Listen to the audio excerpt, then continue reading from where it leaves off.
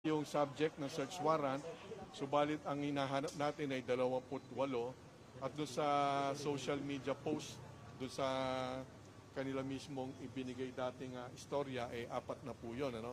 So hahanapin natin kung ilan talaga yan at minimum 28 yung sinabi sa Blue Ribbon Committee doon sa hearing na ginagawa ni Senador Marcoleta. Sumusuporta tayo dyan at utos din ng ating Pangulong Bongbong Marcos na pag-igihin namin na tingnan lahat ng mga na-involved dun sa nangyayaring alleged flood control scandal, ano? Flood control mess.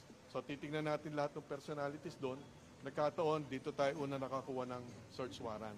Ngayon, binibigyan naman natin ng tamang pagkakataon ang mga may-ari, ang Vizcaya family na ipakita sa Bureau of Customs yung kanilang mga pinagbayaran.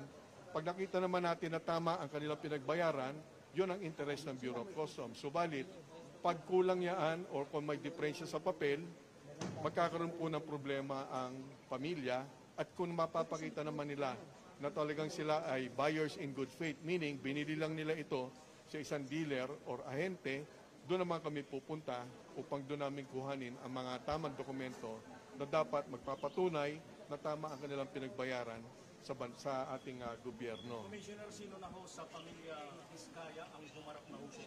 Wala po, yung representative pa lang po nila.